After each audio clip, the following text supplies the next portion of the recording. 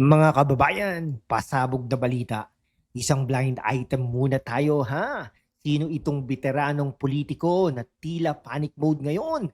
Kaya nagtatakbo sa DOJ o Department of Justice para mag-file ng pangatlong round ng cyber libel. Ha? Walang iba kundi truth bomb ba? Si dating Senador Antonio Trillanes IV na mga kaibigan. Pero teka lang.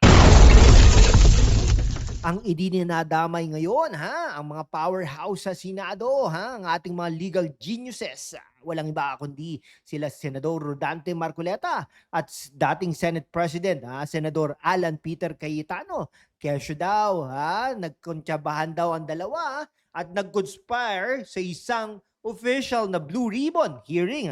Ang tanong ng bayan, ito ba ay totoong paghanap ng justice at law o isang malaking palpak na strategy para patahimikin ang katotohanan? Bistado ang galawan. Supalpal mga kaibigan, supalpal natin gamit na tunay na resibo at hindi puro emosyon. Huwag kayong aalis dahil hihimayin natin ang legal genius move kung bakit ligtas, protektado ng konstitusyon. At para sa interes ng bayan, ang ginawa ni na Marcoleta at Cayetano, mga kaibigan, at kung bakit ang reklamong ito mukhang baka mauwi lang sa basura. Pasok! Okay, mga kaibigan, sure natin yan. Okay, nako po.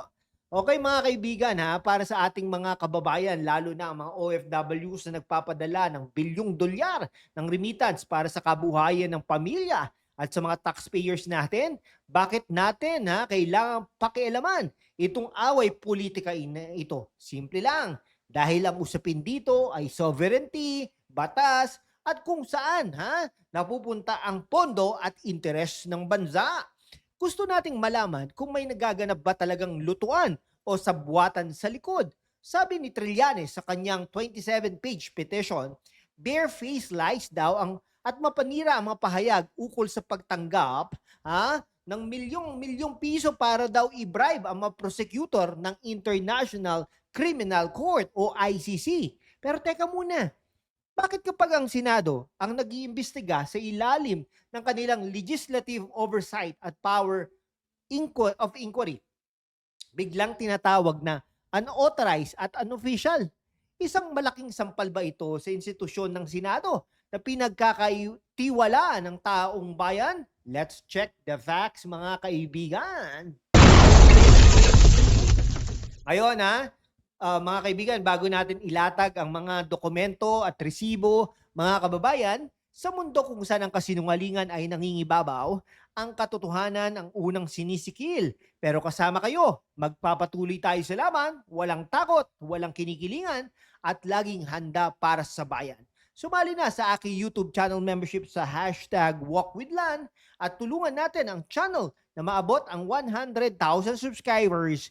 Ang inyong suporta, ang inyong mga likes at pag-share ang susi sa kalayaan natin para ipagpatuloy ang pagbabalita ng katotohanan ng walang takot sa mga balat sibuyas na politiko. Salamat at kita-kits sa laban. Pindutin na ang join button ngayon, mga kaibigan.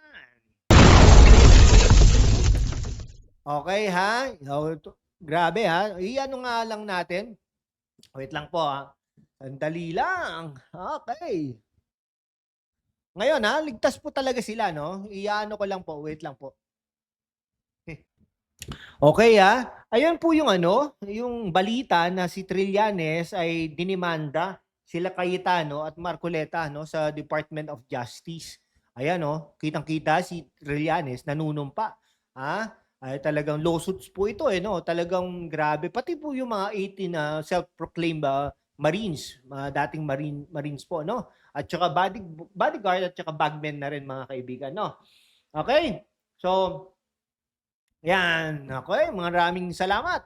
Ngayon ngayon pasukin natin ang pinakamahalagang bahagi ang ating deep explainer. Bakit natin sinasabing safe at protektado sina Senador Marcoleta at Senador Cayetano sa ilalim ng ating konstitusyon at umiiral na batas? Suriin natin ang sinabi ni Senador Marcoleta na inireklamo ni Trillanes. Sabi ni Marcoleta, why should we help them persecute our fellow Filipinos? Why not take the initiative?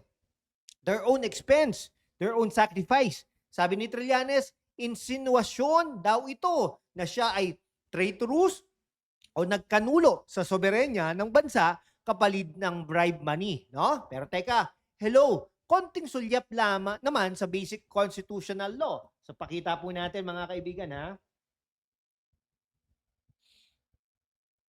Okay, ha?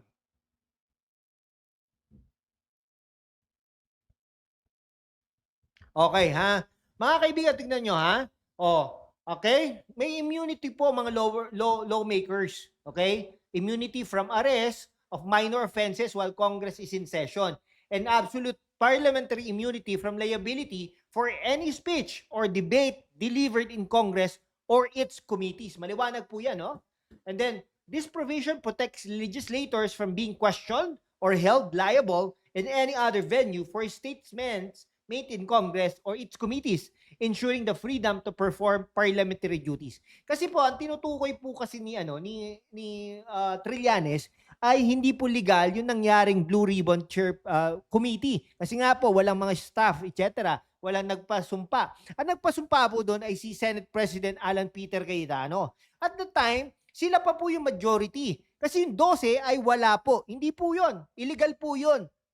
Yung kaya nga po nagpatawag ng special session para magkaroon ng majority. Tandaan niyo po yun, di ba? Yung 12, pumasok si Cheese. Nung 13, pumasok si Joel. Ha, mga kaibigan? Okay. At saka, idagdag ko po Article 6, Section 11 of the 1987 Philippine Constitution, for any speech or debate therein, they, the senators and the congressmen, shall not be questioned in any other place. Ibig sabihin, mga kaibigan, ang mga mambabatas kapag sila ay nagtatanong sa loob ng official or legislative function ay may tinatawag na absolute privileged communication. Protektado sila para malayang makapagtatag ng batas, makapag-imbestiga sa mga anomalya at makapagtatag ng katotohanan para sa kapakanan ng bayan. Hindi mo sila pwedeng basta-bastang idemanda ng cyber libel sa DOJ dahil lang hindi mo nagustuhan ang takbo ng kanilang pagtatanong sa pagdinig.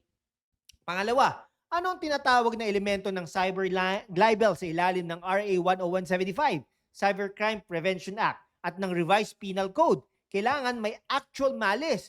Ang pagtatanong ba ng isang senador base sa testigo na humarap sa kanila, mga testigong nagpakilalang dating bodyguards at bagmen, dating mga sundalo, dating mga marines, ay may ituturing na may malis?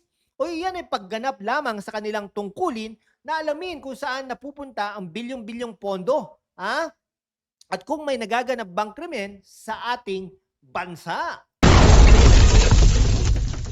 Okay mga kaibigan, ito ang sinasabi nating legal genius breakdown. Ang pagtatanong ay hindi paninirang puri mga kaibigan.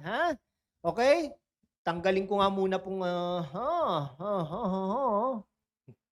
Okay, ito ay paghahanap ng katotohanan.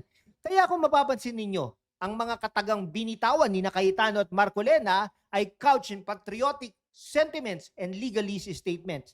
Ayon mismo kay Trillanes, ibig sabihin, malinaw na pasok ito sa legal bounds mga kaibigan ng legislative. Okay? Immunity, palpak ang tangkang pananakot. Okay, pumunta na po tayo sa ating sa ating pinakaabangan. Okay, mga kaibigan, dito na natin tatapusin ang ating signature segment, ang hatol nilaan. Ang batas ay hindi ginagamit para busalan ang mga mambabatas na nag-uusisa para sa bayan. Kung may resibo, ilabas sa tamang forum. Pero kung gagamitin ng cyber libel tuwing may maririnig na hindi kaaya-aya sa tenga, baka naman ang institusyon ng katarungan ang ating naantala. Sino ngayon ang tunay na lumalabas na palpak ang strategy? Sino ang tunay na naghahanap ng justice? At sino ang nagpapakita ng takot sa investigasyon? Mga kababayan, anong inyong opinyon sa bagong cyber libel case na ito? Sang-ayon ba kayo sa ginagawang pagtatanong ni Senador Marcoleta at Senador Cayetano sa Senado para protektahan ang ating soberenya?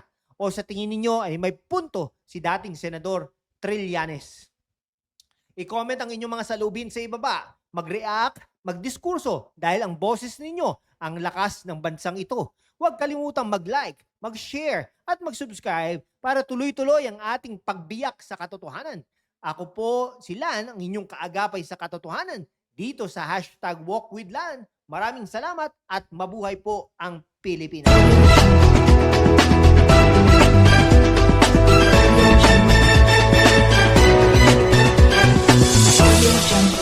Okay, salamat po ng marami.